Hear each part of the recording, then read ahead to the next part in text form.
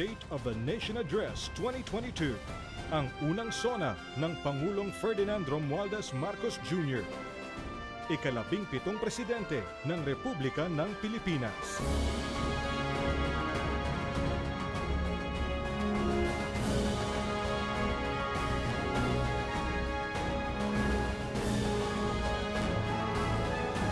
SONA 2022.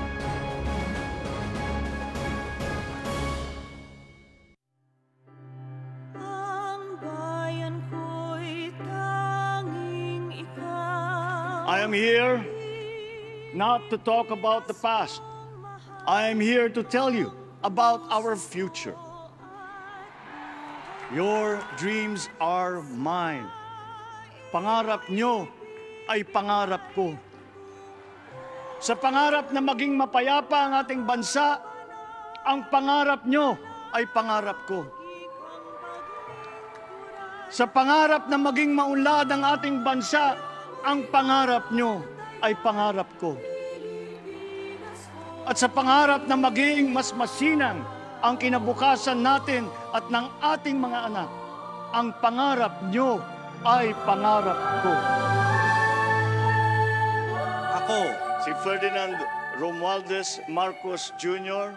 ay taimtim na nanunumpa. Natutuparin ko na buong katapatan at sigasig ang aking mga tungkulin bilang Pangulo ng Pilipinas, pangangalagaan at ipagtatanggol ang kanyang konstitusyon, kasinawan ako ng Diyos. And if you ask me why I am so confident of the future, I will answer you simply that I have 100.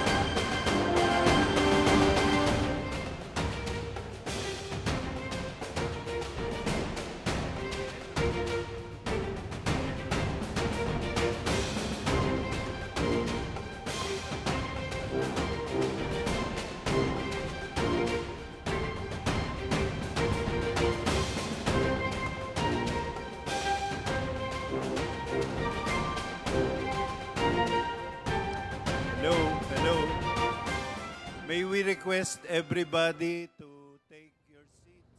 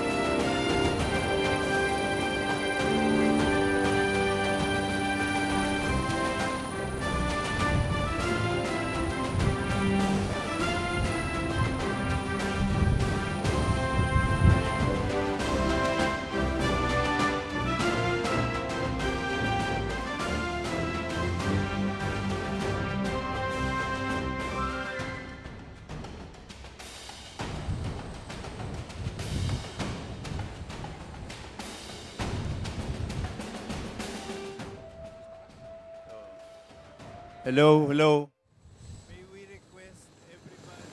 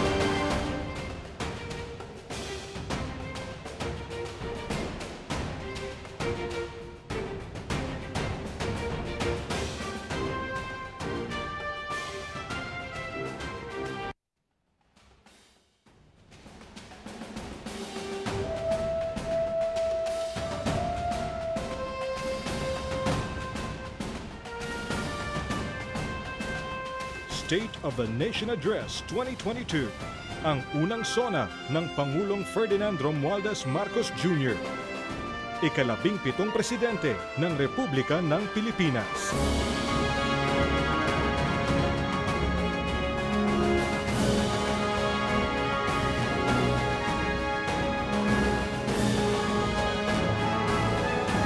SONA 2022.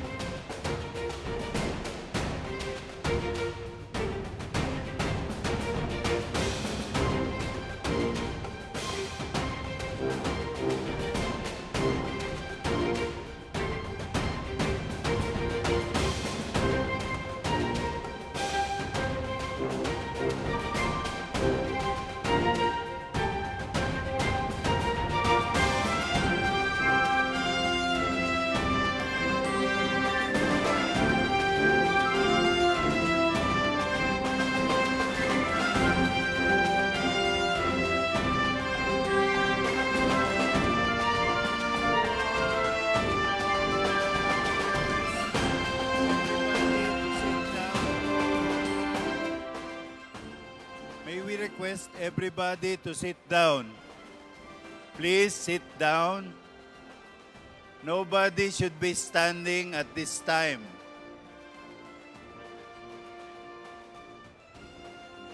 Protocol officers, please see to it that everybody is seated.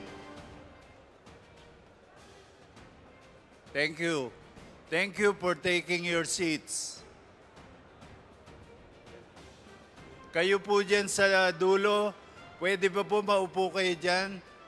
Lahat ng congressmen at senators, nakikiusap po ang PSG na maupo ho tayo lahat.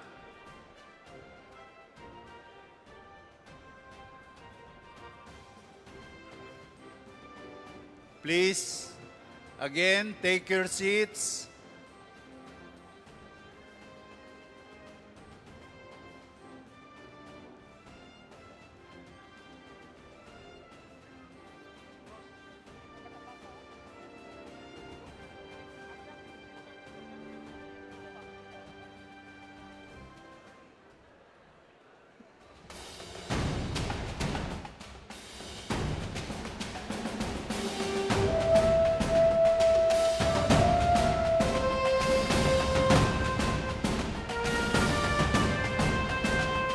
State of the Nation Address 2022, ang unang SONA ng Pangulong Ferdinand Romualdez Marcos Jr., ikalabing-pitong presidente ng Republika ng Pilipinas.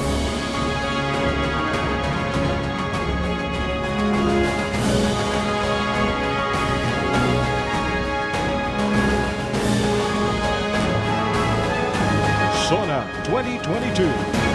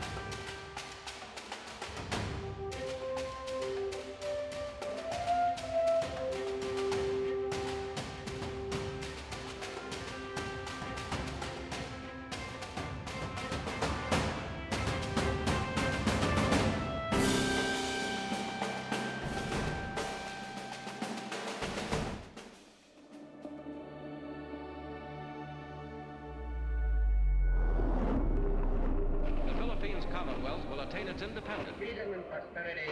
Filipino spirit. Ang ating mga kababayan. We, the Filipino people. Side by side. In government system and tradition. Emerging market in the region. Buhay na ang Pilipinas. The land of promise. At sakripisyo ng bawat isa. This is a historic moment for us all. You, the people, have spoken, and it is resounding. Sa pangarap na maging mapayapa ang ating bansa, ang pangarap nyo ay pangarap ko. Have hope. The sun also rises like it did today and as it will tomorrow. And as surely as that, we will achieve the country all Filipinos deserve. A country that, in almost every sense, is you. Now imagine what you and government can achieve together. Our future we decide today. Yesterday cannot make that decision anymore, nor can tomorrow delay it. The sooner we start, the surer and quicker the prospect of achieving our future. Never forget, we are Filipinos. One nation, one republic, indivisible. At pinakinggan ko ang tinig ninyo na ang sinisigaw ay pagkakaisa, pagkakaisa, pagkakaisa.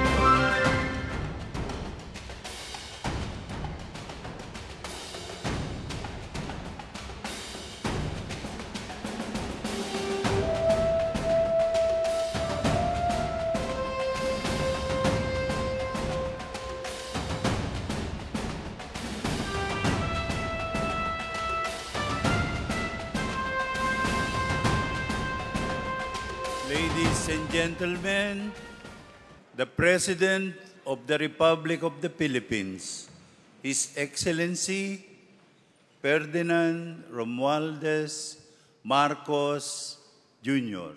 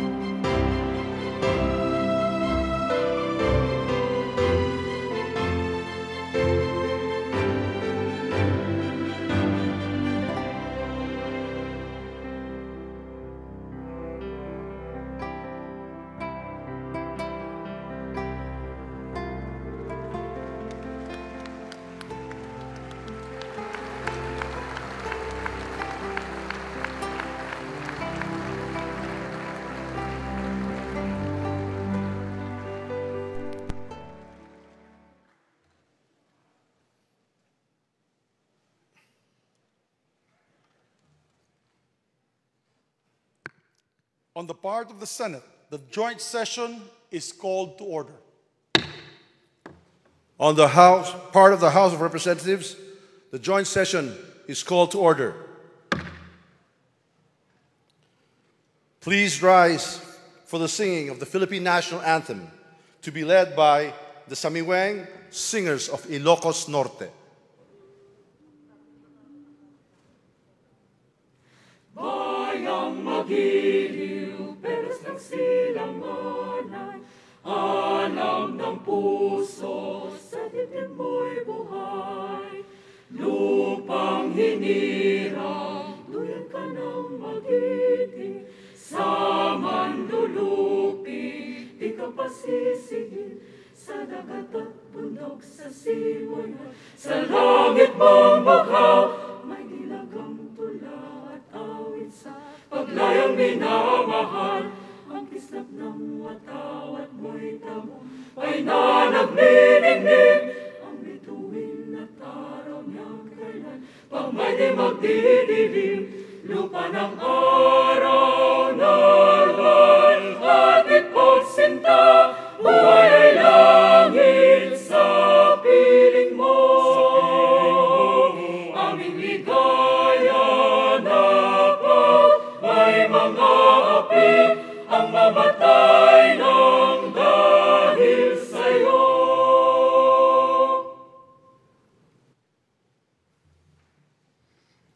Please remain standing for the nation's prayer. Aming manlilikha, tagapagbigay buhay at liwanag ng sangkatauhan. Salamat po sa iyong pagtangkilig at paggabay sa bansang Pilipinas. Salamat po sa kalayaang magtipon tulad ngayon ayon sa talaga ng aming saligang batas. Salamat po na kami dahil sa kabayanihan, pagsisikap at sakripisyo ng aming mga ninuno at mga bayani ay nabuo upang maging isang bansa at isang malayang demokratikong republika. Walhamdulillahi Rabbil Alamin. Pagpalain niyo po ang aming pagtitipon ngayon upang aming dinggin, liwanagan at suriin ang kalagayan ng bayan, ang state of the nation. At upang italaga sa inyong gabay at tangkilik ang mga magiging hakbangin ng pamahalaan sa pangunguna ng aming Pangulo, Ferdinand Romualdez Marcos Jr. Biyayaan niyo po kami, mga mamamayan at mga namumuno, ng patuloy at tumitibay na pagkakaisa, pagtutulungan at pagmamahalan bilang pagsunod sa inyong mabuti at magandang kalooban. Kasihan niyo po ang aming Pangulo at ang pangkat ng kanyang mga tagapangasiwa, ang aming mga mambabatas, ang aming mga hukom, at ang mga tagapagpairal ng katarungan, ng dalisay at ibayong kaliwanagan, karunungan, katuwiran, at katapatan sa kanilang banal na tungkulin. Patuloy niyo kaming turuan at atahayin kaming lahat na mga mamamayan at mga pinuno tungo sa dakilang pagkakaisa na magbubunga ng ibayong kapayapaan, kaayusan, kaunlaran, kasaganaan, at kasiyahan ng lipunang Pilipino. Magpatuloy po tayo sa personal na panalangin. Mangyaring ang bawat isa ay tahimik na manawagan sa may kapal.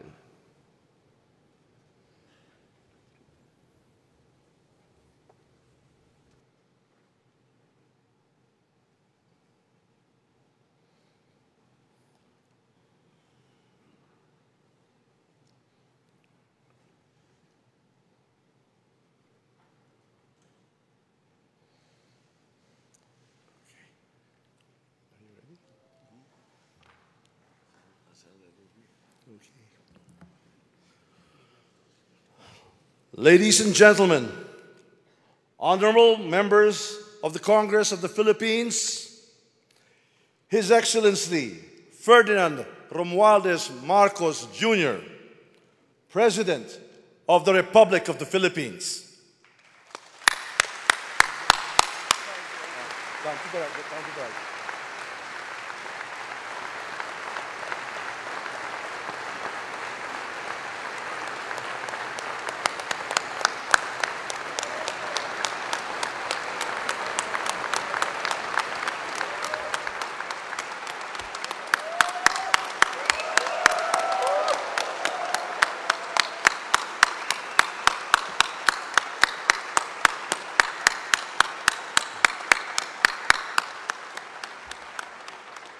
Vice President Sara Zimmerman Duterte, former Presidents Joseph Ejercito Estrada, Gloria Macapagal Arroyo, and Rodrigo Roa Duterte, Senate President Juan Miguel Zubiri, and the honorable members of the Senate, House Speaker Ferdinand Martin Romualdez, and the honorable members of the House of Representatives, Chief Justice Alexander Gesmundo, and the honorable justices of the Supreme Court, the Apostolic Nuncio, Most Reverend Charles John Brown, and the esteemed members of the Diplomatic Corps,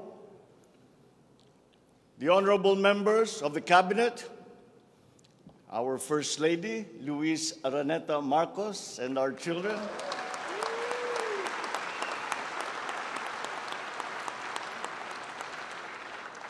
distinguished guests, ang mga minamahal kong mga kababayan, ladies and gentlemen, magandang hapon po sa inyong lahat. I come before you today to address you as it is my duty as President of the Republic. We live in difficult times brought about by some forces of our own making, but certainly also by forces that are beyond our control.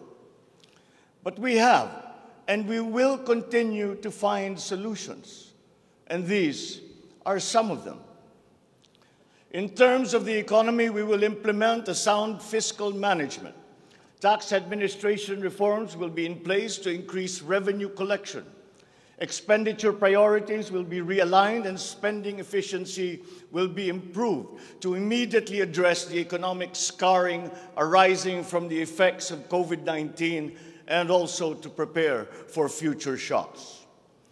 Productivity-enhancing investments will be promoted.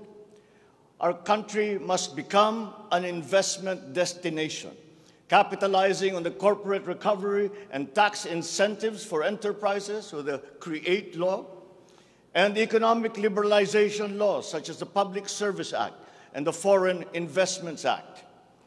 Ecozones will be fully supported to bring in strategic industries such as those engaged in high-tech manufacturing, health and medical care, and all emerging technologies. This is also seen to facilitate economic growth outside of Metro Manila. Our tax system will be adjusted in order to catch up with the rapid developments of the digital economy, including the imposition of value-added tax on digital service providers. The initial revenue impact will be around 11.7 billion pesos in 2023 alone. Tax compliance procedures will be simplified to promote ease of paying taxes. We will pursue measures to determine possible undervaluation and/or trade misinvoicing of imported goods. Through information and communications technology, the Bureau of Customs will promote streamlined processes. Disbursements for 2022 to 2023 will be maintained at above 20% of gross domestic product, or 4.955 trillion pesos and 5.086 trillion pesos respectively, to ensure continuous implementation of priority programs. Disbursement will further increase over the medium term from 5.402 trillion pesos, or 20.7% of our GDP in 2024, to 7.712 trillion pesos, or 20.6% of GDP in 2028. The medium-term fiscal strategy of this administration seeks to attain short-term macro-fiscal stability while remaining supportive of the country's economic recovery and to promote medium-term fiscal sustainability. Furthermore, and more importantly, fiscal policy aims to bring together the national government's resources so that these are mobilized and utilized in order to gain the maximum benefit and the high multiplier effects for our economy. Measurable medium-term macroeconomic and fiscal objectives include the following headline numbers. These are based on forecasts that are consistent with the guiding principles of coherence of strategies, policy discipline, and fiscal sustainability. 6.5 to 7.5% real gross domestic product growth in 2022. 6.5 to 8% real GDP growth annually between 2023 and 2028. 9% or single-digit poverty rate by 2028. 3% national government deficit to GDP ratio by 2028. Less than 60% national government debt to GDP ratio by 2025. At least $4,256 income per capita, and the attainment of upper middle income status by 2024. The aforementioned headline goals summarize the objectives of this medium-term fiscal strategy being submitted to Congress for its adoption and concurrence to the concurrent resolution by the Senate and House of Representatives. Once adopted, the MTFF will become an anchor for the annual spending and financing plan of the national government and Congress when preparing the annual budget and undertaking related appropriation activities. It is therefore a forward-looking document that extends beyond the traditional 3-year horizon to reach 6 years, coinciding with the 6-year coverage of the Philippine Development Plan 2023 to 2028. The MTFF also promotes transparency and credible commitment to pursue the indicated socio-macroeconomic goals that optimize the government budget. Medium-term growth targets and the assumptions regarding key macroeconomic variables underpin the medium-term fiscal plan. The recent past and the COVID-19 pandemic has beset the macroeconomic environment with challenges and a series of external shocks. Inflation has accelerated in recent months due largely to significant increases in international prices of oil and other key commodities. Still, the economic growth momentum remains firm, as demonstrated by the strong 2022 first quarter GDP growth at 8.3%. However, the recovery process from the impact of the pandemic is still ongoing, amid elevated uncertainty in the international economic environment. Revisions in the macroeconomic assumptions incorporate these challenges and most recent economic developments leading to upward adjustments in the following: inflation rate for 2022 to 2023, foreign exchange rate for 2023 to 2025, and goods and services imports growth for 2022. The economy is expected to grow by 6.5 to 7.5% this year as we continue to reopen the economy while considering the recent external developments. In the first quarter alone, GDP saw an increase in household consumption and private investments, along with a robust manufacturing industry, high vaccination rate, improved healthcare capacity, and an upward trend in tourism and employment. This is expected to continue for the rest of the year. The strong economic growth is projected to be sustained and expanded further to 6.5 to 8% from 2023 until 2028. The average inflation for 2022 is projected to range from 4.5 to 5.5%, following the uptick in fuel and food prices as a result of the ongoing Russia-Ukraine conflict and the disrupted supply chains. It is slightly adjusted to 2.5 to 4.5% in 2023 and is seen to return to the target range of 2.0 to 4.0% by 2024 until 2028. Dubai crude oil price is expected to settle at 90 to 110 US dollars per barrel in 2022, 80 to 100 US dollars per barrel in 2023, and 70 to 90 US dollars per barrel from 2024 onwards, as oil supply is expected to catch up and stabilize over the medium term.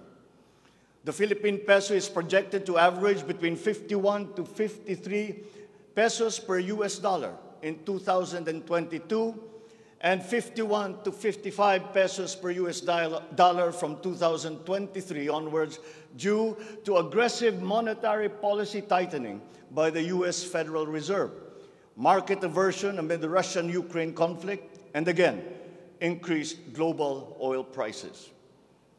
Lastly, exports of goods are expected to grow by 7% in 2022 and 6% from 2023 to 2028.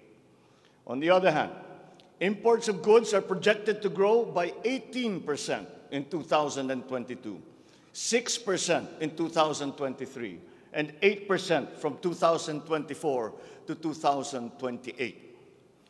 I have instructed the NEDA to coordinate with other agencies and work on the Philippine Development Plan for 2023 to 28 and to submit to me the complete blueprint and progress of its implementation not later than year-end. One of the main drivers of our push for growth and employment will be in the agricultural sector. With regard to food supply, we are confronted by a two-pronged problem, that which will hit us in the short term and that which will hit us in the long term. Tayo ay nahaharap sa mga problemang kagyat nating mararamdaman at mga hamong pangmatagalan. Ang mga suliraning agarang mararamdaman ng ating mga kababayan ay ang posibilidad ng tuloy-tuloy na pagsipa ng presyo ng pagkain at kakulangan sa supply ng ating pagkain. Upang masuportahan ang mabimili para mapanatili ang kanilang purchasing power o kapangyarihan sa pagbili, isinapinal ng Department of Agriculture ang planong taasan ang produksyon sa susunod na panahon ng pagtanim o planting season sa pamamagitan ng tulong pinansyal at teknikal. Magbibigay tayo ng pautang habang mas ilalapit natin sa sektor ng agrikultura ang hindi gaanong mahal na farm inputs na bibilhin na ng bulto ng gobyerno. Kabilang dito ang abono, pestisidyo, mga punla, feeds, fuel subsidy at ayuda para sa mga karapat-dapat na benepisyaryo. Para sa pangmatagalang solusyon, itataas natin ang produksyon ng mga kalakal at produktong pang-agrikultura. At para magawa ito, pagtitibayin natin ang tinatawag na value chain na nagsisimula sa mga magsasaka hanggang sa mga namimili. May mga bahagi ng value chain na sa ngayon ay kanya-kanya ang operasyon. Pagtibayin natin ang koordinasyon ng iba't ibang bahagi nito. Ang pagsasaliksik para sa mga makabagong paraan at ng pagtatanim at pag-aalaga ng hayop ay masusing gagabayan ng Department of Agriculture.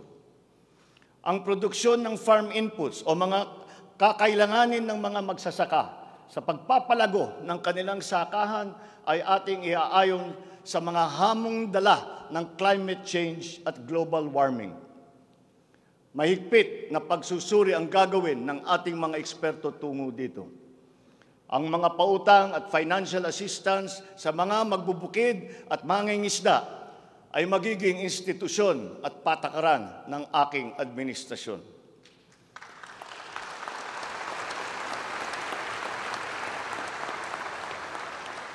Ipapaprioridad natin ang modernisasyon ng mga sakahan sa pamamagitan ng mga makabagong teknolohiya para sa ating mga magsasaka. Atin palalawakin ang mga palaisdaan, babuyan at manukan. Lahat ng ito gagamitan ng siyensya para tumaas ang produksyong agrikultural.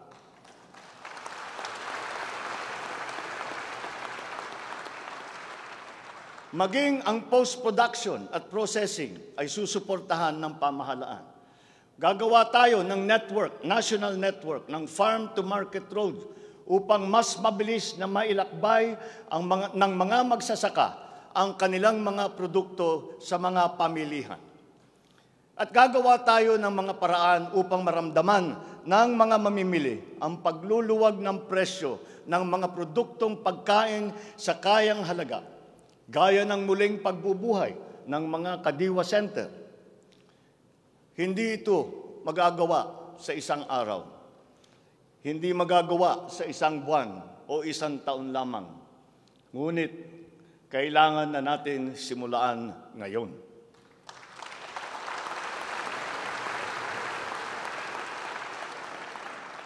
Ang Agrarian Reform Program ay dapat magpatuloy. Agrarian reform is not only about acquisition, but also about support services and distribution. To assist this, I intend to issue an executive order to impose a one-year moratorium on the payment of land amortization and interest payments.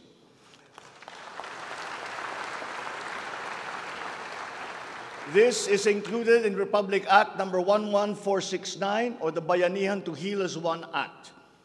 A moratorium will give the farmers the ability to channel the resources in developing their farms, maximizing their capacity to produce, and propel the growth of our economy.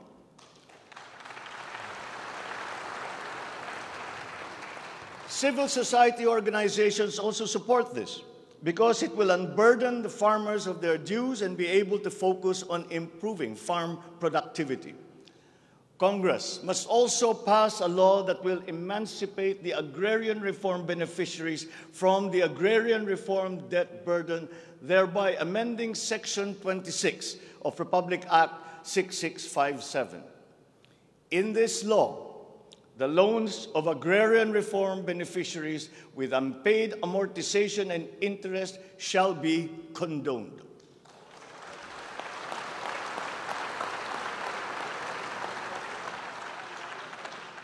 Layunin ng batas na ito ay burahin ang hindi mabayarang utang ng ating mga magsasaka na benepisyaryo ng agrarian reform. Agrarian reform beneficiaries who are still to receive their awarded land under the Comprehensive Agrarian Reform Program shall receive it without any obligation to pay any amortization.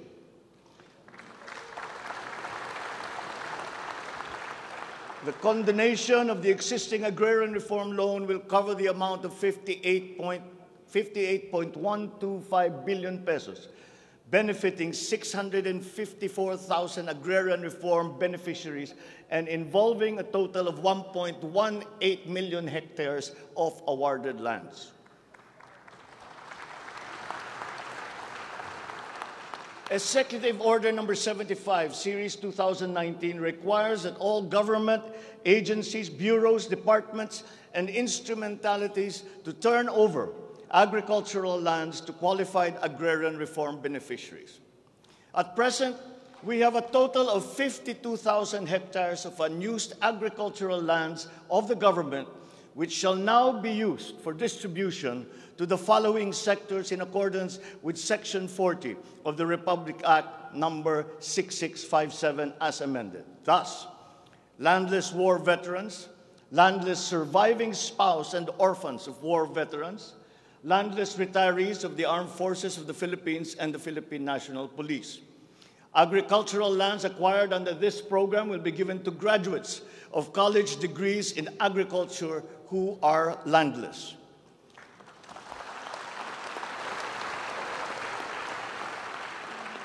The call of the times is for the infusion of fresh and new blood in the agricultural sector.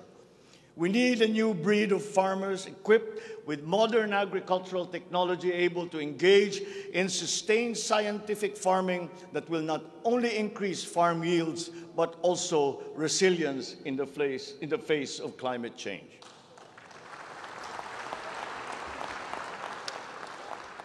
They say that each brand has a story. As for the Filipino brand, ours is deeply rooted in our rich cultural heritage, and the tourism sector plays an invaluable role in the promotion of the Filipino brand. Tourism is not only an important economic development tool, but the abundance of opportunities that the sector creates in terms of regular employment and even job creation at the grassroots level is undeniable. To boost our tourism industry, we will first and foremost make basic developments, such as road improvements for easier access to tourism spots. We will also upgrade our airports and create more international airports to help decongest the bottleneck in the Manila airport. We will also make it more convenient for travelers to go around the country, even to remote areas, to help promote undiscovered tourist spots. This program will be led by the Department of Tourism together with the Department of Public Works and Highways.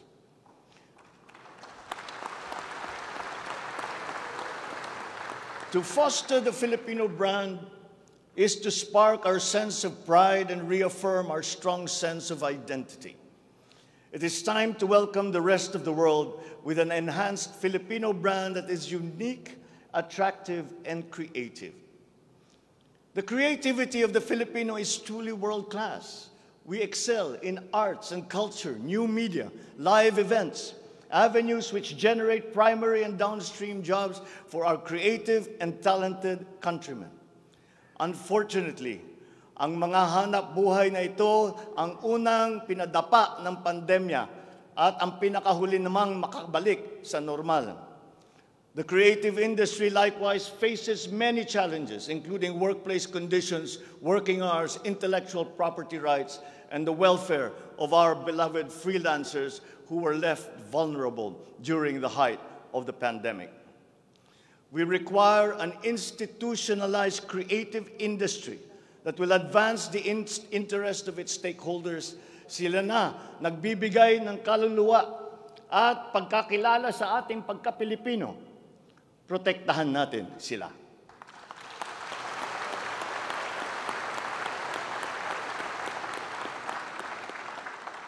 The Department of Social Welfare and Development has a large part to play in all of this.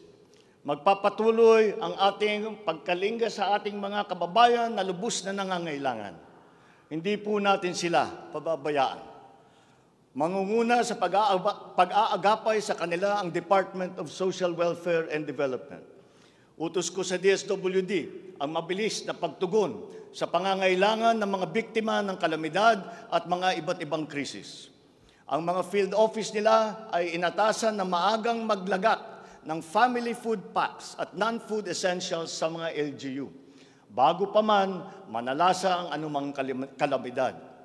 Magdadagdag tayo ng mga operation center, warehouse at imbakan ng relief goods, lalo na sa mga malalayong lugar na mahirap marating.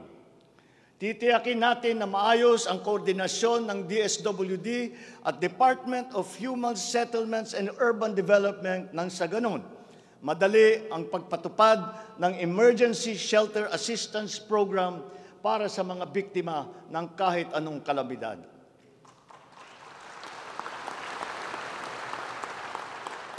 Pagtitibayin pa natin ang komprehensibong programang Assistance to Individuals in Crisis Situations o ang ating tinatawag na AICS para maiparating ang tulong sa mas maraming biktima. Hindi natin papahirapan ang mga biktima ng krisis na dudulog sa ahensya. Gagawin nating simple ang proseso ng paghingi at pagparating ng tulong. Dahil hindi naman dapat dinadagdagan pa ang hirap ng nararanasan ng ating mga mamamayan. Upang matiyak na mapupunta sa kwalipikadong mga pamilya ang tulong na pamahalaan sa pamamagitan na 4Ps o Pantawid Pamilya Filipino Program, titiyakin natin na malilinis ang listahan ng benepisyaryo.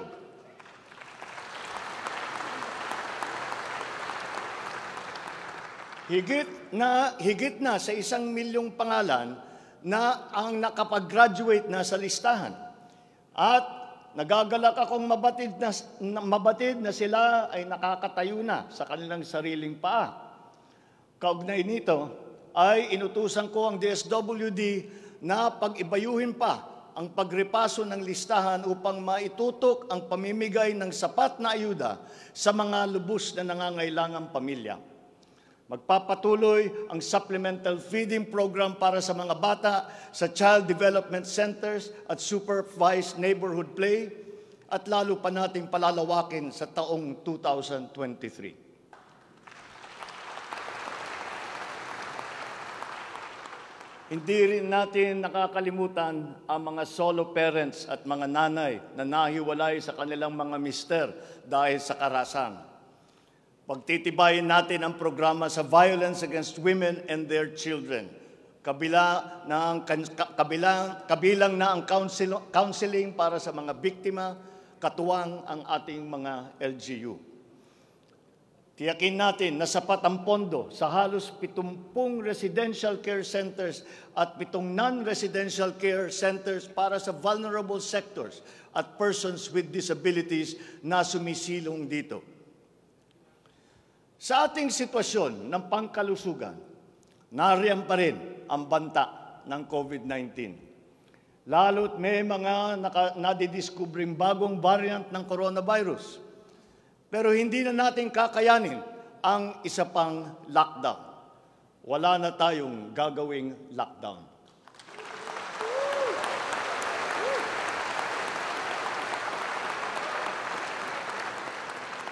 Dapat natin balansehin ng maayos ang kalusugan at kapakanan ng ating mga mamamayan sa isang banda at ang ekonomiya naman sa kabilang banda.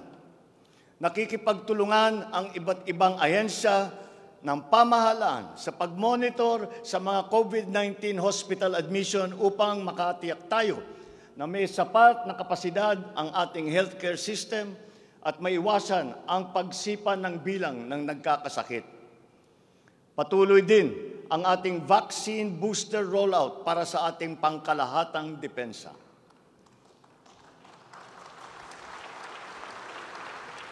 Sa ganitong paraan, kahit pa tumaas muli ang bilang ng mga COVID cases, mananatiling mababa ang bilang ng mga maospital at bilang ng mga namamatay.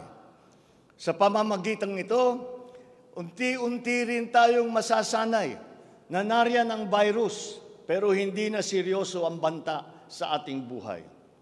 Iaayon natin ang ating mga health protocols sa kung ano ang ating pangangailangan sa paglipas ng panahon at lalo pang iibayuhin ang kooperasyon kasama ang pribadong sektor upang tumaas pa ang kumpiyansa ng mga mamumunuhan nang sa gayon ay bumalik na tayo sa full capacity, lalo-lalo na ang ating mga negosyo.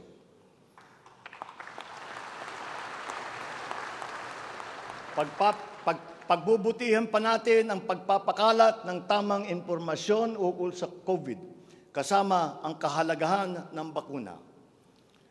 Mananatili muna sa ngayon ang alert level system natin. Pinapag-aralan natin ang ibang paraan ng klasifikasyon upang mas babagay sa kasalukuyang sitwasyon, lalong-lalo na sa pagbabago ng COVID.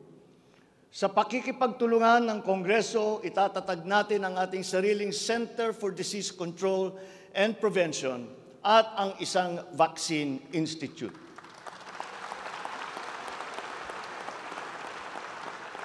Magtatayo tayo ng dagdag na mga health center at ospital.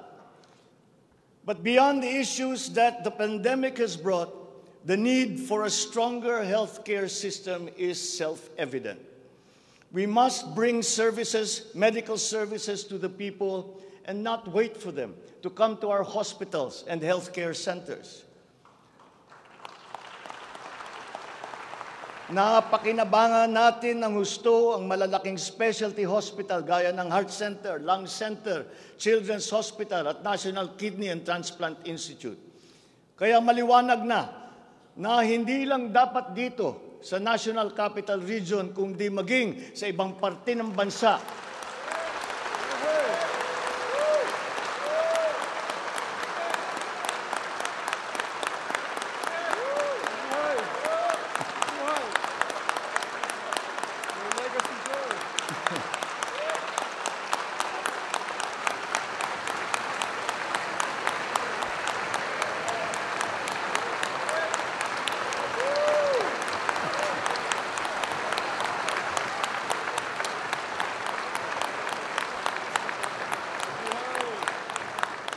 Maliwanag na hindi lamang dapat dito lamang sa National Capital Region, kundi maging sa ibang parte ng bansa, kailangan magdagdag ng ganitong uri ng mga pagamutan.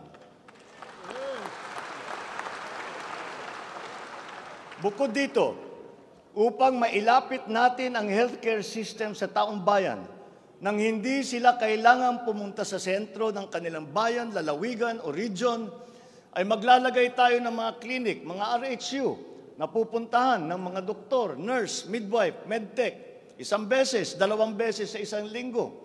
Nang sa ganon, magiging mas madali sa may karamdaman na magpapagamot nang hindi na kailangan magbiyahe ng malayo.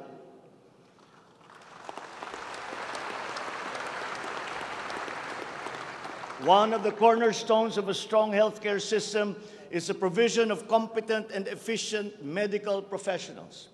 We will exert all efforts to improve the welfare of our doctors, our nurses, and other medical frontliners. Dapat din tayong magkaroon ng sapat na supply ng gamot na kinakailangan sa pang-araw-araw ng ating mga mamamayan. Sinimulan ko na ang pakikipag-usap sa mga kumpanya ng gamot dito sa Pilipinas at sa ibang bansa. Hinihikayat natin na buksan nila ang merkado upang bumaba ang presyo ng gamot.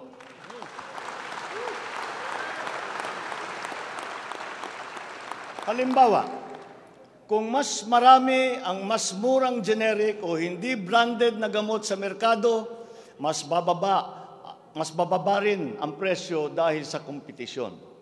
Ang Department of Trade and Industry ay nakikipag-usap sa mga interesadong manufacturer ng generic drugs na papasok sa ating bansa. Inuutusan ko naman ang Philippine Competition Commission na pantay-pantay dapat at walang kartel sa hanay ng mga pharmaceutical companies.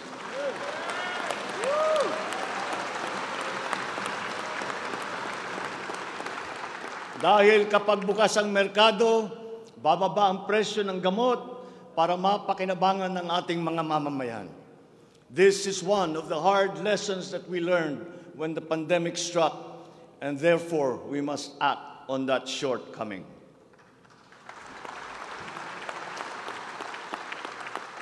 In the educational sector, I believe it is time for our children to return to full face-to-face classes once again.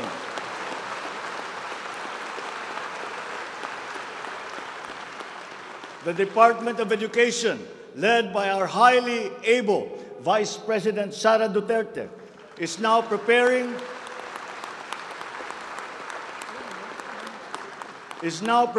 for its implementation in the upcoming school year, with utmost consideration for the safety of students as we are still in the middle of the COVID-19 pandemic. We must ensure that our classrooms are safe for teachers, for students, and the entire academic community when they return to face-to-face classes. We continue to encourage everyone to get their booster shots in preparation for the resumption of in-person classes. This is one of the reasons I have directed the Department of Health and the Department of Interior and Local Government to undertake another rollout of booster shots.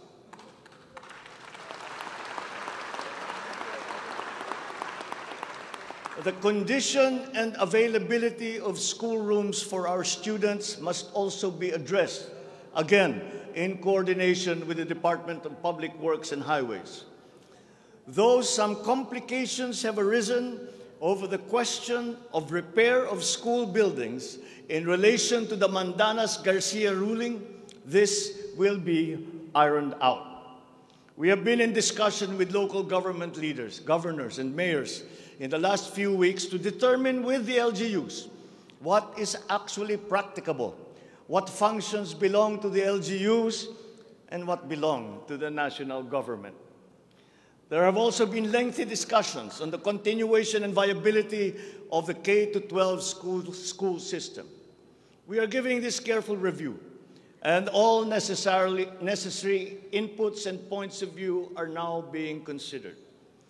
In the longer term, we are instituting a program of refresher courses and retrainings for our teachers so they can stay abreast of the rapid growth in technology, especially in this post-pandemic world.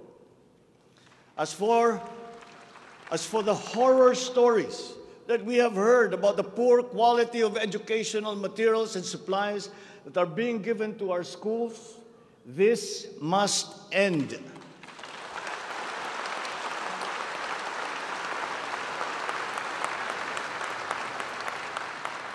Our children must always be equipped with the best that we can provide. Ang edukasyon ay ang tangi nating pamana sa ating mga anak na hindi mawawaldas. Kaya anumang gastusin sa kanilang pag-aaral ay hindi tayo nagtitipid. Hindi rin tayo nagtatapon. And once again, I am not talking about history or what is being taught. I am talking about materials that are necessary for effective teaching in this day and age.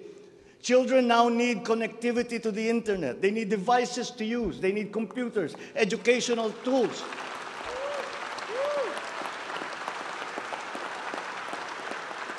So that they might participate fully in the digital community here and abroad. We must do better in the international rankings, especially when it comes to the so-called STEM subjects: science, technology, engineering, and mathematics. These skills, this knowledge, are necessary for our young people to be able to compete in a highly technological and competitive world. The raw talent is there in our young people. It is up to our educational system to develop and to refine that great pool of talent.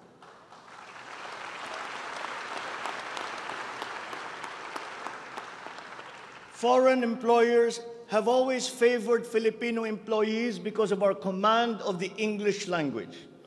This is an advantage that we must continue to enjoy. The internet has now become the global marketplace, not only for goods, services, but also for ideas, even extending to our own personal interactions. And the language of the internet, for better or for worse, is English. Therefore, the question of our medium of instruction must be continuously re-examined to maintain that advantage that we have established as an English-speaking people.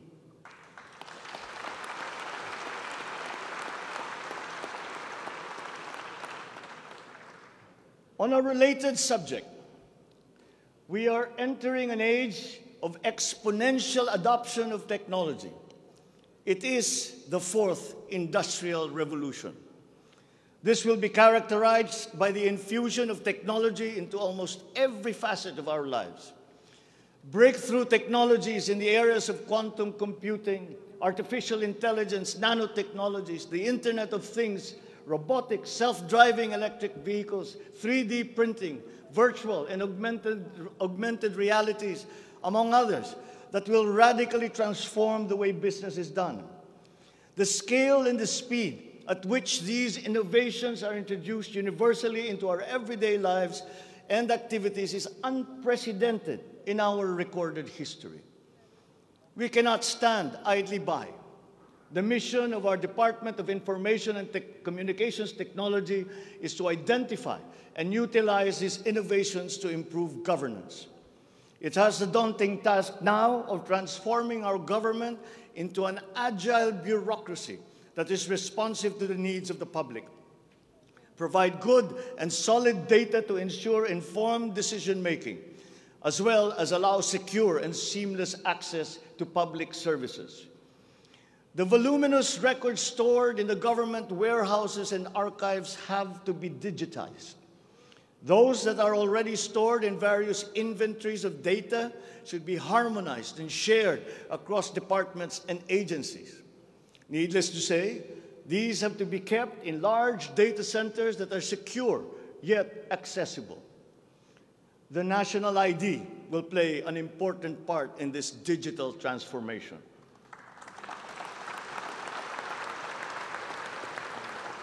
For citizens to be able to seamlessly transact with government, their identity must be easily verifiable. We expect to issue 30 million physical IDs and 20 million digital IDs by the end of this year.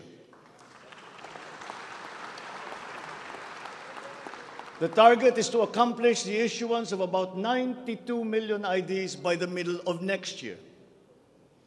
As the world moves into rapid digitalization, the digital divide will become more pronounced.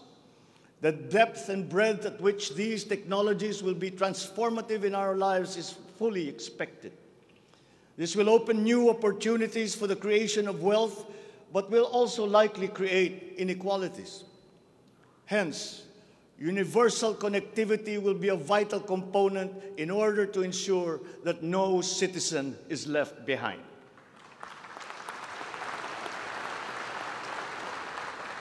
I have therefore tasked the DICT to deploy digital connectivity across our various islands. This will be done through the implementation of the National Broadband Plan, the Common Tower Program, connecting our geographically isolated and disadvantaged areas via our Broadband ng Masa project.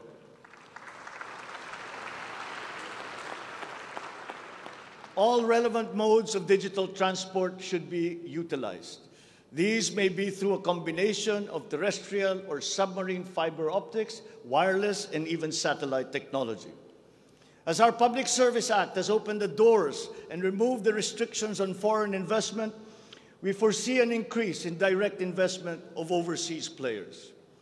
This will translate into better quality, availability, and affordability of telecommunication services all over the country. We come now to infrastructure. The backbone of an economy is its infrastructure.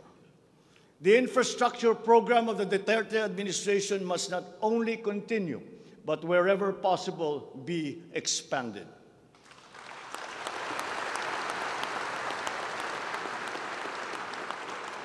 We shall confidently build on this firm foundation established by my predecessor, as it is in building an edifice. We must keep the momentum and aspire to build better, more. Necessarily, infrastructure development will remain a very high priority in our drive for growth and employment. Once again, I will not suspend any of the ongoing projects, as those have already been shown to be of benefit to the public that they serve.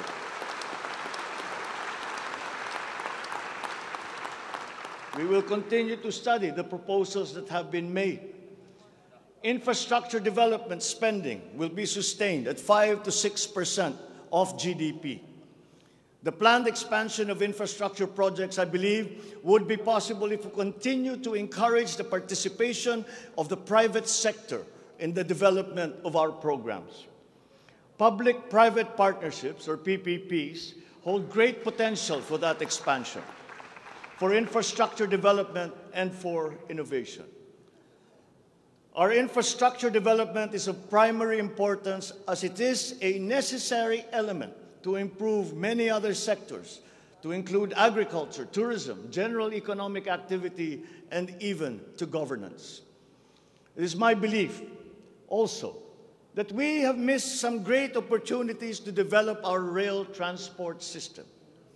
It is clear in my mind that railways offer great potential, as it continues to be the cheapest way of transporting goods and passengers. We can build upon already existing lines by modernizing these old railway systems. There are dozens of railway projects on the ground, above the ground, below ground, not just in Manila, but in other regions, at various stages of implementation and with a combined cost of 1.9 trillion pesos. This administration is committed to finish building the current portfolio of investments, approved railway projects such as the North-South Commuter Railway System, the 33-kilometer Metro Manila Subway Project, the 147-kilometer North-South Commuter Railway System, the 12-kilometer LRT-1 Cavite Extension, the 23-kilometer MRT-7, and the common station that will connect LRT-1, MRT-3, and MRT-7. And beyond NCR, larger scale railway systems like the 102-kilometer Mindanao Railway Project,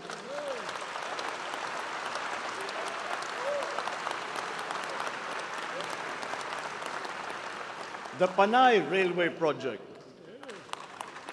and the Cebu Railway System will be integrated as a vital part of our transport and communication systems. We will also continue to improve our roads and transportation systems in key cities throughout the country through various projects, such as the Cebu Bus Rapid Transit, Davao High Priority Bus System, Ilocos Norte Transportation Hub, the El Nido Transport Terminal.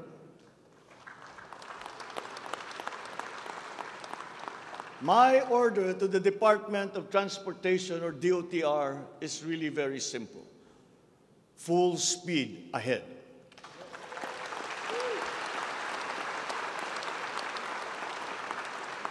Improving our railway system, along with modernizing existing airports and seaports, will maximize our strategic location in the Pacific and connect our many islands.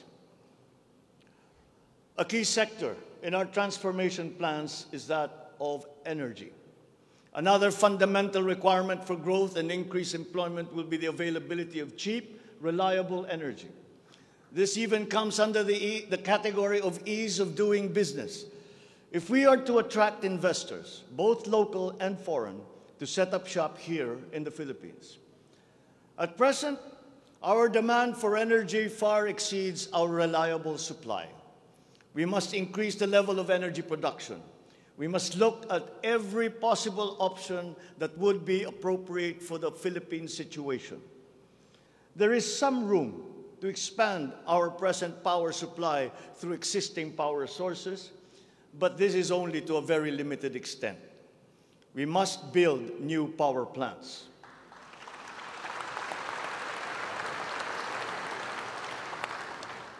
We must take advantage of all the best technology that is now available, especially in the areas of renewable energy.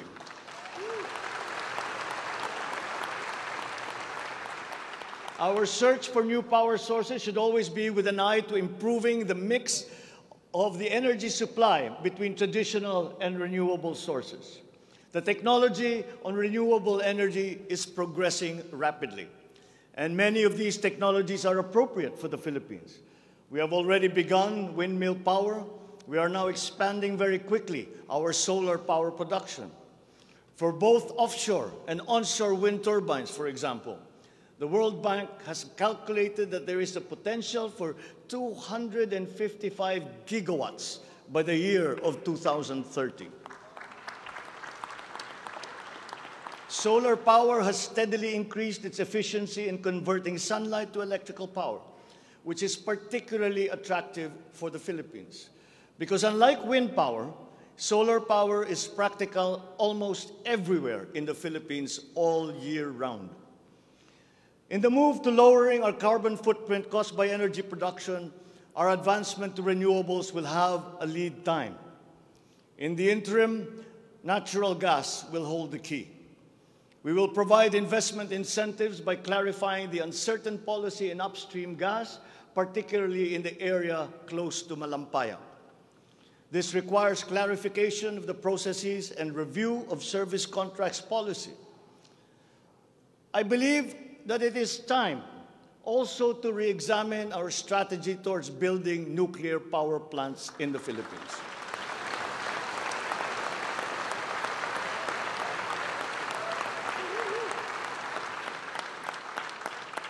We will comply, of course, with the International Atomic Energy Agency regulations for nuclear power plants as they have been strengthened after Fukushima. In the area of nuclear power, there have been new technologies developed that allow smaller-scale modular nuclear plants and other derivations thereof. Once again, PPPs will play a part in support as funding in this period is limited. Furthermore, we must examine the entire system of transmission and distribution for the purpose of finding ways to lower the price of energy to the consumer and to industry. We must expand the network of our transmission lines while examining schemes to improve the operation of our electrical cooperatives. All this in aid of reducing energy costs, especially but not limited to households. All this impetus for development and growth we undertake within the context of accelerating climate change and extreme weather conditions. Though we are a minor contributor to climate change globally, we have the unfortunate distinction of being one of the most vulnerable countries to the effects of climate change. For the welfare of our people, it is incumbent upon us to alleviate the effects of that vulnerability. The use of renewable energy is at the top of our climate agenda. We will increase our use of renewable energy sources such as hydropower, geothermal power, solar, and wind. Geographically, we are a disaster-prone country. Capacity building for our natural disaster resiliency is therefore a must. Investment in science and technology is imperative to enable us to have accurate weather forecasts and on-time disaster alerts. Studies show that already now, many areas in the Philippines are at high risk from the rise in sea levels brought about by the increase in global temperature. We must adapt to this phenomenon with disaster-proof planning for our communities. We will also look into the precarious freshwater supply situation in the country, especially in our urban areas. Many of our water supply systems date back to the 1950s, and they must now be rehabilitated and improved. I've instructed the DNR, together with the DPWH, to explore possible partnerships with the private sector to address this crucial situation. The Philippines has excellent laws on the environment, but we have to guarantee that these laws are properly enforced. And this will require a great deal of coordination and cooperation between concerned government agencies and private stakeholders. Companies who exploit our natural resources must follow the law. We all have the responsibility to preserve this earth, for we are but custodians, and we will pass on this great treasure to future generations.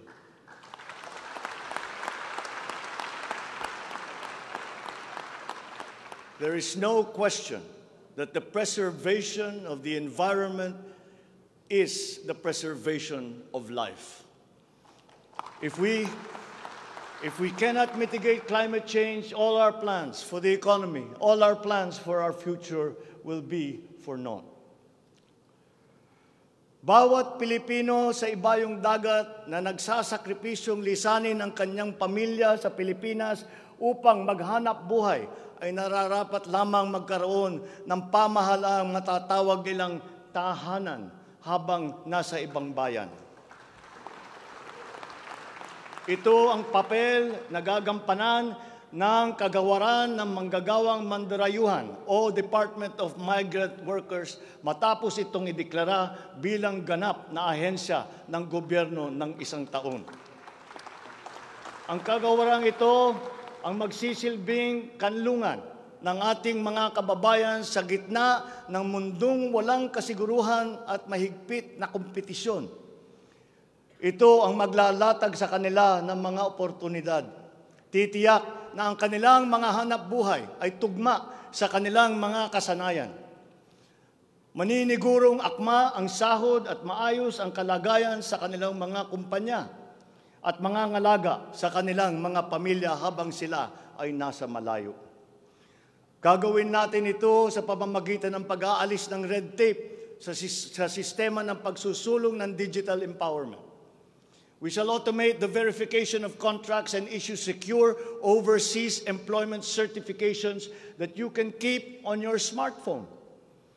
I call on the Department of Migrant Workers and the DICT to make this a top priority. Tinatawagan ko rin ang Department of Foreign Affairs na makipagtulungan sa Department of Migrant Workers na tiyakin ang lahat ng mga diplomatic post ay tutulong na agarang maibalik sa trabaho ang mga ating mga overseas Filipino workers na nawalan ng hanap buhay nitong nakalipas na ilang taon. Mula sa 3 buwan ay gagawin na lang nating 3 linggo para sa isang dayuhang employer na iproseso ang mga papeles ng Pilipinas, ng Pilipinong nais nitong kunin bilang empleyado. Aatasan din natin ang kagawaran ng gawing simple, ang komplikadong handbook ng mga tuntunin at regulasyon para sa mga OFW. Nang sa gayon ay maging maalwan ang mga transaksyon may kinalaman sa kanilang pangingibang bansa. Mula sa handbook na may 240 seksyon ay gagawin nating pamphlet na lamang na hindi hihigit sa 100 pahina. Mahirap na nga ang buhay. Kaya naman, ayaw pa natin makitang lalo pang nahihirapan ang ating mga manggagawang mandarayuhan sa pagtupad sa kanilang mga pangarap. Para sa mga kababayan nating naiipit sa kaguluhan, inaabuso at nanganganib ang buhay, ikinagagalak kong sa ilalim ng aking pamumuno ay ilulunsad natin ang One Repatriation Command Center o ORCC. Ilalaan natin ang isang social media platform ng Department of Migrant Workers at ang hotline upang matulungan agad at maligtas sila mula sa mas higit na kapahamakan. Noon, nangungutang pa ang isang ina ng bawat OFW upang sumakay ng barko para pumunta sa Maynila at mangatok sa iba't ibang ahensya para mapauwi ang anak na inaapi. Ngayon, kami na ang tatawag sa mga magulang ng OFW para sabihin sa kanila ang petsa kung kailan nila mayayakap at makakapiling ang kanilang mga anak.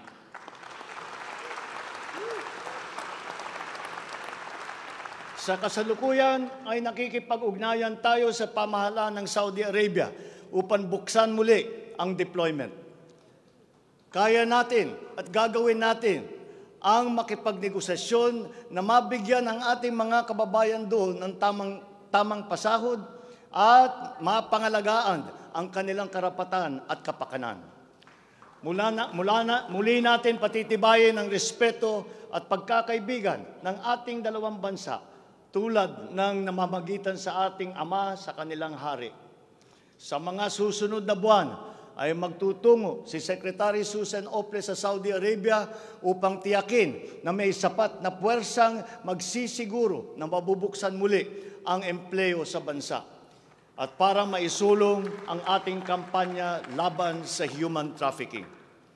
Ngayon, para naman sa mga anak na naiwan sa Pilipinas, titiyakin ng Department of Migrant Workers sa pamamagitan ng OWA na sila ay maipapasok sa magagandang paaralan, magtuturo sa kanila ng financial literacy, mental wellness, sports, sining, kultura.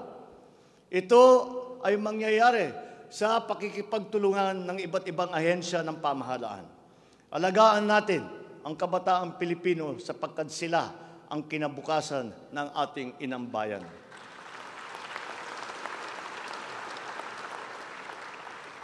Sa ating mga kababayan na nasa ibang bansa, you deserve a home in government, not only for the money that you send home, but you are not cold tools of the economy, You deserve it for your sacrifices for our country and your perseverance and excellence in the global arena. You OFWs represent the fighting faith of the Filipinos as a nation and as a people. Let us transform your overseas journey into inspirational stories for all time. Thanks to you, our dear legislators, and of course to the man every OFW now refers to as their tatay, President Rodrigo Duterte.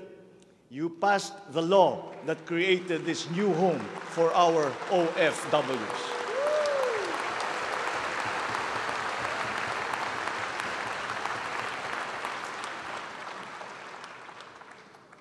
On the area of foreign policy, I will not preside over any process that will abandon even 1 square inch of territory of the Republic of the Philippines to any foreign power.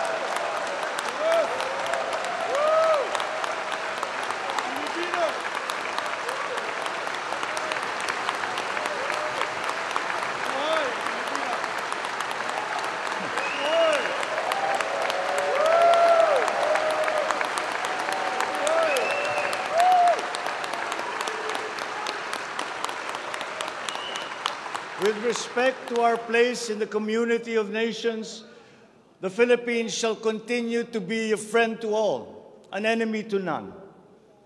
The Philippines has always been open and welcoming to all our foreign friends and visitors. That is our worldview. That is our culture. But let me be clear. We are very jealous of all that is Filipino.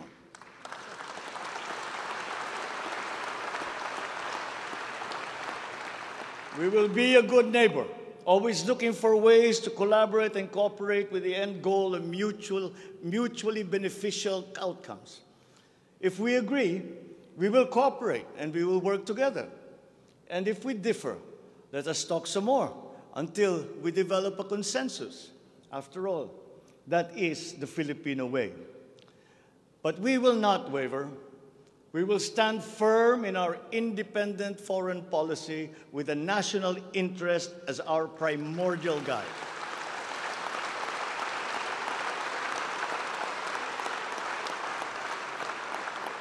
We commit to maintaining good relations with the rest of the world. As a matter of fact, it is my sincere belief that the need for strong bonds and collaboration among nations emerges in the direst of times, such as in a pandemic. The partnerships and alliances that we make with all will provide stability that all nations will need as we emerge into this new global economy. The Philippines will continue to promote stronger and multifaceted relationships with all our partners around the world. We are, in fact, grateful for the messages of support and offers of help that we have received from many of our friends in the international community. This has been communicated to us through the different envoys and ambassadors here in the Philippines. Such strong relationships can only be beneficial to all involved. As I am here today addressing the legislature, allow me now to propose legislation that we would like you to pass in support of these programs. 1, National Government Right-Sizing Program, a reform mechanism that seeks to enhance the government's institutional capacity to perform its mandate and to provide better services while ensuring optimal and efficient use of resources.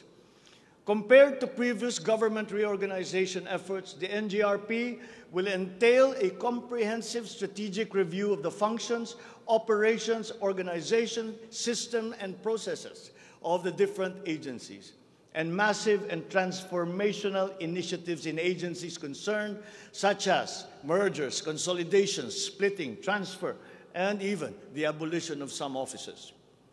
The right-sizing efforts will also involve the conduct of a comprehensive strategic review of functions, programs, and projects that will cut across various agencies. Number 2, a budget modernization bill. This seeks to institutionalize a cash-based budgeting system under Executive Order Number 91, Series 2019, to strengthen fiscal discipline in the allocation and use of budget resources by ensuring that every peso budgeted by the government would lead to the actual delivery of programs and projects. The full implementation of the CBS is timely and vital as the government executes response and recovery plans post-pandemic. Number 3, Tax Package 3 Valuation Reform Bill. This bill provides for the establishment of real property values and valuation standards across the country, and B, the development of real property information system that provides for the database of all real property transaction and declarations in the country. Number 4, Passive Income and Financial Intermediary Taxation Act. This seeks to reform the taxation of capital income and financial services by redesigning the financial sector taxation into simpler, fairer, more efficient, and a revenue-neutral tax system. It also represents to adopt a regionally competitive tax system. Number 5, E-Government Act, which provides for the establishment of the e-government master plan, which shall cover all e-government services and processes. Number 6, the Internet Transaction Act, or e-commerce law, which aims to establish an effective regulation of commercial activities through the Internet or electronic means to ensure that consumer rights and data privacy are protected, innovation is encouraged, fair advertising practices and competition are promoted. Online transactions are secured, intellectual property rights are protected, and product standards and safety are observed. Number 7, Government Financial Institutions Unified Initiatives to Distressed Enterprises for Economic Recovery. This seeks to provide financial assistance to distressed enterprises critical to economic recovery through programs and initiatives to be implemented by the Land Bank of the Philippines, the Development Bank of the Philippines, and the Philippine Guarantee Corporation for purposes of addressing liquidity or solvency problems of MSMEs and strategically important industries to encourage their continued operation and maintain employment. Number 8, the establishment of a Medical Reserve Corps. Establishes a Medical Reserve Corps under the Health and Emergency Management Bureau of the DOH. The MRC shall be composed of licensed physicians, medical students who have completed their 4 years of medical courses, graduates of medicine, registered nurses, licensed allied health professionals. Number 9, National Disease Prevention Management Authority. This bill seeks to create the Center for Disease Prevention and Control attached to the DOH. Number 10, the creation of the Virology Institute of the Philippines. This will create the Virology Science and Technology Institute of the Philippines as an attached agency of the DOST.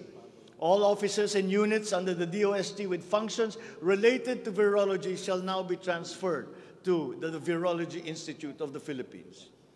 Number 11, the Department of Water Resources. This seeks to create the Department of Water Resources and adopts the Integrated Water Resource Management as the strategic framework for national water management, policymaking, and planning. Number 12, Unified System of Separation, Retirement, and Pension. This grants a monthly disability pension in lieu of disability benefits provided under existing laws for military and uniformed personnel retired by reasons of disability. Number 13, the E-Governance Act. It promotes the use of internet, and other ICT to provide opportunities for citizens. Number 14, the National Land Use Act.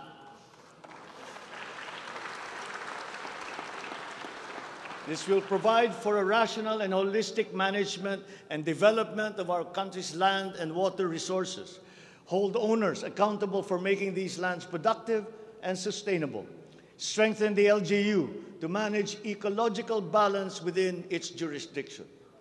It also provides for land use and physical planning framework as a mechanism in determining policies and principles to implement this legislative measure.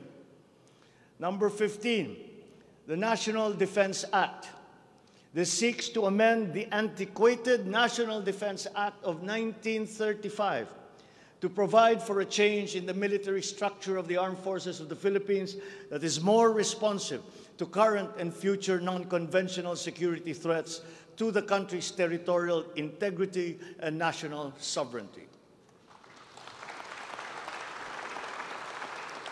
Number 16, Mandatory Reserve Officers Training Corps and National Service Training Program. This seeks to reinstitute the ROTC program as a mandatory component of senior high school programs, grades 11 and 12, in all public and private tertiary level educational institutions.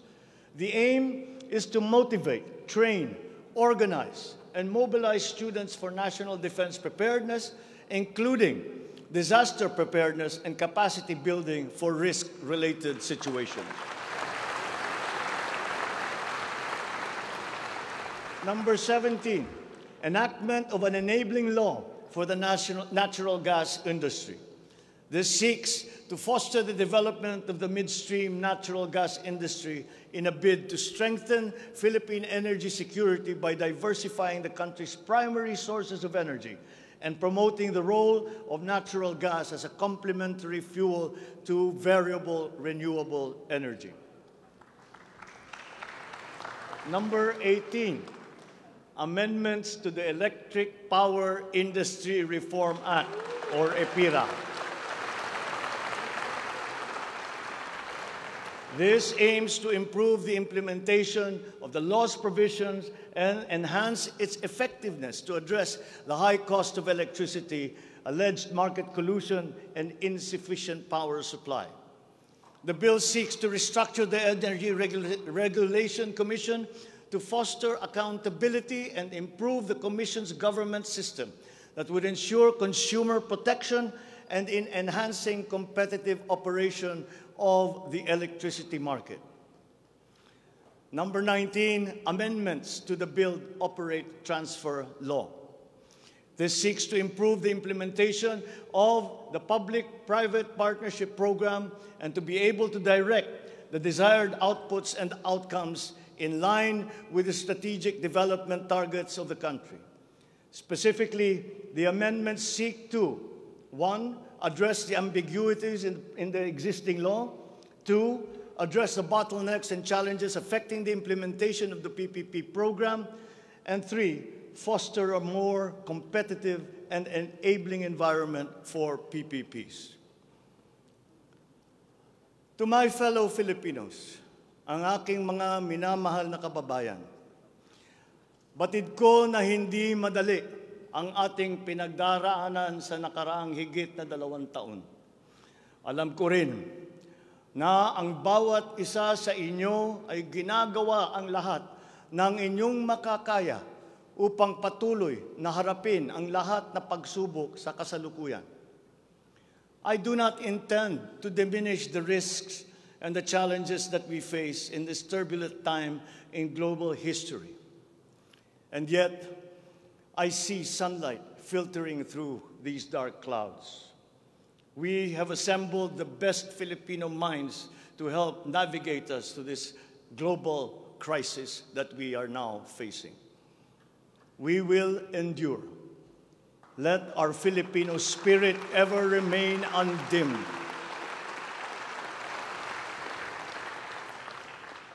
I know this in my mind. I know it in my heart. I know it in my very soul. The state of the nation is sound. Thank you and good afternoon. Marami pong salamat sa inyong lahat.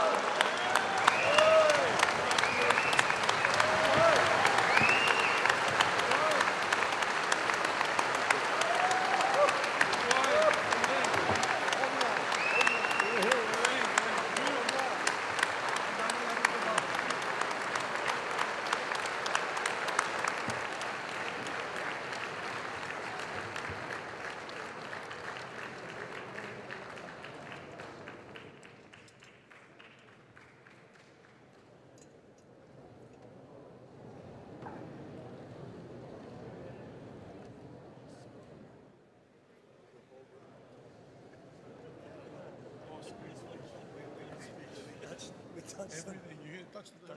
Yeah, I couldn't leave anything out.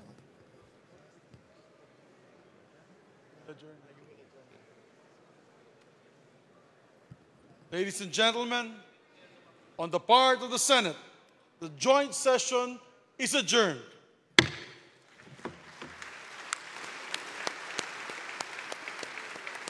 On the part of the House of Representatives, the joint session is adjourned.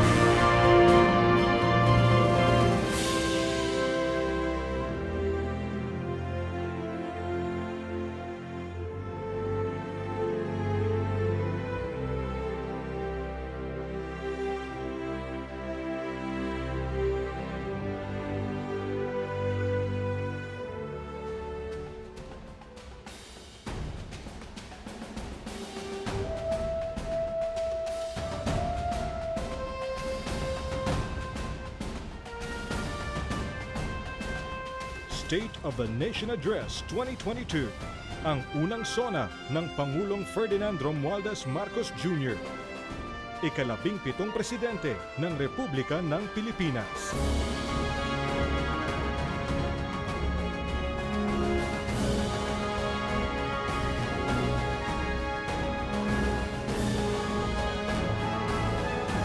SONA 2022.